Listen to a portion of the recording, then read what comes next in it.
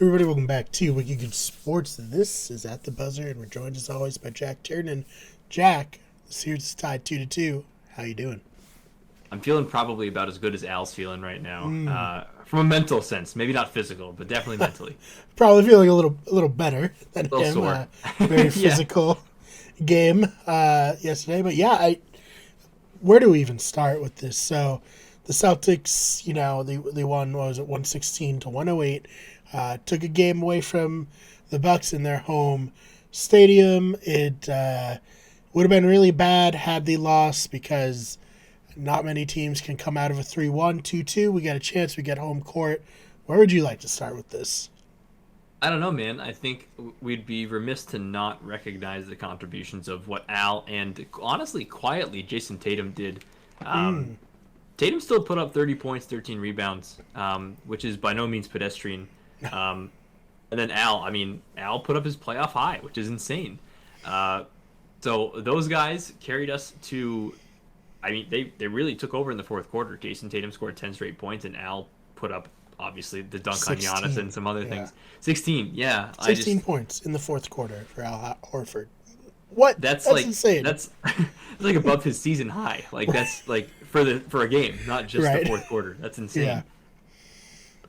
Yeah, so I mean, how much do you think that moment where Al Horford was staring down Giannis, who was talking trash to him, really contributed to Al Horford just going insane and taking the game over? I think that really miffed him, honestly. I Mm-hmm. don't think Al's not the type of guy to really get angry like that or passionate like that. No. And I think all you see all of the post game interviews after the fact, like Marcus, JT, everybody was like, "Look, when Al gets like that, like just let him. He's on like another level. Like just let him do his thing." And we all need to elevate to match that because he's a 36-year-old dude, and if he's the one who's doing what he's doing right now, we got to be able to match that for sure. So that was, Yeah. that was so. Yeah, I think that was really pivotal. I think that's what really did it. Celtics looked disorganized, confused. Um, obviously credit to Ime Udoka as well to get them kind of get their heads back in the game and get out there and Mm-hmm. really somehow come back when you're down in the fourth quarter on the road. That's tough. Um, I don't know, man. I think that was a fun fourth quarter to watch for sure. I'm glad I didn't shut it off for I sure. know, right? After the Bucks own the third quarter Yeah, of these games, but the Celtics, even though they lost game three, they dominated the fourth quarter then, and they continue to dominate the fourth quarter now. Um, I guess you already touched on Jason Tatum, terrible game in game three. Maybe yeah. like the worst game in the second half of the season. He's been on a huge hot streak. And then, as you said, quietly, perhaps overshadowed by Al Horford scoring so much more than he usually does. But he put up 30 points as well.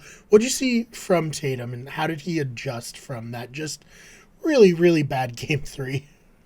That's what it was, man. That was not it was not his best. He knew it wasn't his best, and they were pretty much just locking him up. He couldn't get anything to fall. He was taking some bad shots, just trying to force things. I think he realized that, and once he started facilitating, he did it at the end of game three too. He started to facilitate when he couldn't hit those shots and let Mm-hmm. Jalen Brown take some open jumpers, Yeah. um, which worked out. Obviously, we got back within. I mean, we almost tied that and brought it to OT by like literally inches off of Al's fingers. Yeah. But I don't know, man. I think he turned it around. I think for him, it's the biggest block is more mental than anything. Um, like if he doesn't see things falling right away, he starts to get in his own head. But I think he it was the opposite. I felt like at the third and fourth quarter of this last game four, he was like there was that one layup that he had where he literally was like on the ground and just like threw it up and it went in and like this dude, he's catching on to something here. I think once he starts to see things fall again, I think he's fine. And then he was that basically. I think he just got more open looks in this game. I think, which is weird because without Rob, you have more perimeter players. So it's like more of a perimeter threat. So you have to have people dispersed around there a little bit more, which gave Tatum the opportunity to drive, maybe make some threes that he didn't have the opportunity to with Rob before. Yeah, I think too, like, there seemed to be in game plan in the earlier part of the season to, like, if we have an open shot, we're going to take it. It doesn't matter where it's coming from. And that did not work at all in game one, No. worked great in game two. And then Game 3 was iffy. There seemed to be a bigger effort to try to get into the paint. Did you notice that as well? I did for sure. I think they know they needed it too. Even if you have Lopez, like Lopez is not a very quick dude. No, Um, but he is killing us on he is their offensive side. his offensive rebounding is like what we thought Ennis Cantor or Ennis Freedom would be for us this year, and it's been Cantor was or Freedom whatever was good for us like 2 years ago on that thing. I think he had might have been this year actually. I think he had like 26 rebounds one game or something stupid like that, and that's absurd. But like that's what Brook Lopez feels like. Like that's what he feels like he's doing, whether it be offensive, defensive rebounds. He's just been, you're right, eating us up on the glass. He's just a big dude. He's got a huge wingspan. Rob certainly has him. Yeah, he's got him beat in the athletic department. Rob does, but like it's just you can't get around and maneuver around a dude like that. It's tough. Yeah, no, he's been very impressive for the Bucks, in my opinion. This Agreed. series. He's playing, and probably because there's more of a focus on Giannis, but he's playing really great. I mean, we're lucky that the injuries, we've had some injuries, but Chris Middleton, this would make the series a little different, I feel, if he was playing Certainly. as well. But yeah, I mean, I guess other than that, what did you want to touch on for this game? What do you want to like give predictions for the rest of the series? What are your thoughts, basically? And I think Celtics are picking up steam here. I think we were really not in good shape beginning of Game 3, pretty much through the first half of Game 3, and I think we started to pick it up then. And I think in Game 4 it was a little slow start, but we really had our shit together. It felt like.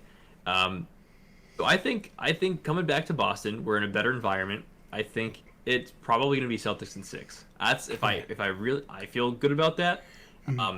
I feel a little optimistic, but I feel really weird about this trend that is every time we have a starter out, we win. So I don't know if that's gonna continue or what. But look, if Derek White is the dude that fills in, I'm content with that. Derek White was excellent last night. He was. Plus minus was like 28, I think it was, and he's like throwing up like 12 points. That's good. That's serviceable for backup guard. For what he is to the team. That's what you want to see. What else did I want to add here? I think the most impressive thing about the Celtics is that they just seem, and this goes to the coaching. They're never down and out. Like even when things are going bad, it's never like the end of the world. Because I mean, they got down by 13 in this game, and they came back and they ended up winning by 8 points. Like they're never. There's never a time, and we saw this in the Nets series as well, where the Nets would build big leads and the Celtics just kind of take it, one possession at a time and chip away until, it's even or they're pulling ahead. And that to me is like the most impressive thing, because there's tons of teams that like the second, it's a double-digit lead, it's like, well, okay, it's over. Like, we've lost. Right. And the Celtics are not like that at all. No, they've shown some incredible resolve. Even again, like you said, especially against the Nets. The Bucks are obviously tougher to come back against, just from a defensive perspective. But you're definitely right. Like they're not giving up, and that fourth quarter in Game 4 was the pinnacle of that. I think that could really be the capstone of what sets us off for the rest of this playoffs run. So, I mean, I feel pretty good about them. I don't know if I would have felt as good when it was 2-1. But obviously now it's tied up, best of 3 series pretty much. I have faith. I think as long as we can get through the Bucks, they're the defending champions, right? Obviously that's the case for a reason. Either Miami or Philly, which I think we match up well against, aside from Joel Embiid, really. That's it. I think we're fine. I think we have a shot at the finals, and I think we have a shot at the winning the whole thing. Yeah, I mean, the Nets series was fun because we swept the Nets, and we hate the Nets. We love Kyrie here. Yeah, right. Exactly. We're huge Kyrie fans here. But no, I agree. Like the second half of the season, I think it was like easy to be like, no, they're really good, but they weren't necessarily getting the notoriety from, I would say regular fans and even like the media. And And I think this series has changed the narrative around the team with more casual fans, with the media, and be like, oh, the Celtics are as good as the second half of the season would lead you to believe. And I mean, I believed it, but it's also like, there's that little part of you where you're like, am I just being a homer? Like, am I just like wanting to believe that my favorite team is as good as they seem to be? But no, I'm convinced like they have a legit chance to win the finals, like you said. It could really happen, Jack, and that is so exciting. That's awesome, especially considering how young the core is overall. You have a bunch of young dudes under like 27 and under. That's exciting to me. Like I think Marcus Smart is 28. I didn't think I'd be saying this, but we need to find a replacement for Al Horford now, though, because Al is 36, and I didn't at the beginning of this season. If you told me that Al Horford would be our best offseason trade acquisition, I would have been like, we traded Kemba in a second. Like, there's no shot. Kemba, who like can't even walk. Like, I don't know how we won that trade. Mm-hmm. No, I mean, it was especially bad because Kemba got released like halfway through the season for the Knicks. Right. I think he's still on the team, but like he left them and is like in Charlotte, like playing by himself. So I don't know, man. It sucks because we love Kemba. I love But it's like a good dude.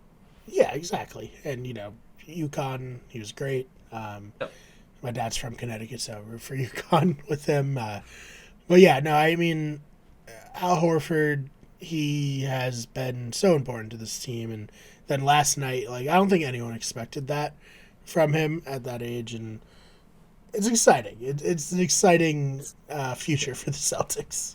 And present. Al is 36. I mean, he has been so good this offseason, or not offseason, postseason for the Celtics. So watching him be able to really capitalize on those opportunities, because he like kind of is a mismatch for Giannis and Lopez. Like I guess the only dude that should be able to guard him is like Bobby Portis. But like it's like he can really kind of get whatever he wants there. It's fun to watch. It's so fun to watch. Yeah, and I think, you bring him in for the veteran leadership, and then you get performances like this, not only just scoring, but in kind of changing the tone of the game with that elbow to the face of Giannis. Dude, oh my God. I know that Bucks fans probably weren't especially happy about that, but also that's kind of how Giannis also plays, so let's not people in glass houses, right? So that's that, and then him kicking Smart when he was down like that. No, Giannis that was weird. I didn't like that. I'm also slowly souring on Giannis, like very quickly. Granted, I know it's a playoff scenario, so it's a little different, but like it's kind of hard to hate Giannis, and like that is the one thing that was like, wait a minute, like maybe I don't like Giannis, but I think give me like 2 months and I'll be fine. Yeah, I'm trying not to get caught up in the moment either. Same. But I think what's especially frustrating to me, and it's the smart way to play for him because he's so enormous. But I like the style of play where you just run like hard into the paint and like try to get fouled is so boring. Like throw a ball up. Yeah, I'm like, okay, it's the same thing every possession. It's not like, other dominant, like Shaq, where he would like just kind of back in and then like dunk on somebody. It's like this effort to intentionally get fouled, to draw, or not draw a charge, but like to get a defensive foul there. I hate it. I hate it when James Harden does it. I hate it when Giannis does it. Harden. Yeah, it's just the least interesting style of basketball, in my opinion. I totally agree. I think Embiid is guilty as well. But I think especially it's not like a bad strategy. I just hate watching it. No, it is. It's a good strategy. In fact, if you're gonna get the calls, why not? Free throws are some of the easiest shots to make because nobody's guarding you and you're standing in the same spot every time. But it's just insane to me that Giannis can literally take 2 steps from behind the arc and he's like at the basket. Yeah, and like that's because he is running at full speed as fast as he can, and he's this big yoked dude. So of course he's like, you're not going to stand there and get absolutely leveled if your feet aren't set. So I don't know. Yeah, and like you know, we have like Grant Williams, bless his heart, just like taking these fucking shots like 10 times a Hoping. game. Yeah. Right, like maybe I'll draw a charge here, or or I'm gonna get fouled out in like the second Yep. quarter. Like that's it. Yeah, no, I mean this series has been so physical and like Yeah. the foul. I'm always like waiting, like, oh my god, who's gonna foul out? Like by the time we I get to the know. third quarter, it seems like stars on both sides have like 4 fouls, and it's like, oh my Yeah. god, what's happening? I keep rooting for Giannis to foul out because I think that like that will open up us to like get the opportunity, obviously, to just go on an absolute tear. But like then you see when they mismatch Giannis up against Jaylen Brown, and Jaylen Brown gets beat badly, and he has to foul him just to make him like so he won't get the basket, and he stinks at free throws, obviously. It's like it's tough because then you see JB sitting on the bench for the most of the fourth quarter with Yep. 5 fouls, and you're like, okay, like that's because Giannis can do whatever he want. I feel like that's not a good.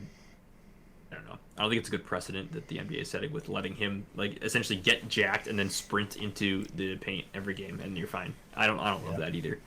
No, I mean, it is what What do you it do? is. Yeah. It's nothing. Like the Celtics are literally doing the only strategy that could potentially work, and I almost feel like it's so unlikely. The fouls would have to be so egregious for him to ever foul out. Like the refs are not Yeah. fouling They won't. him out in the fourth quarter of a close playoff game. No, I agree.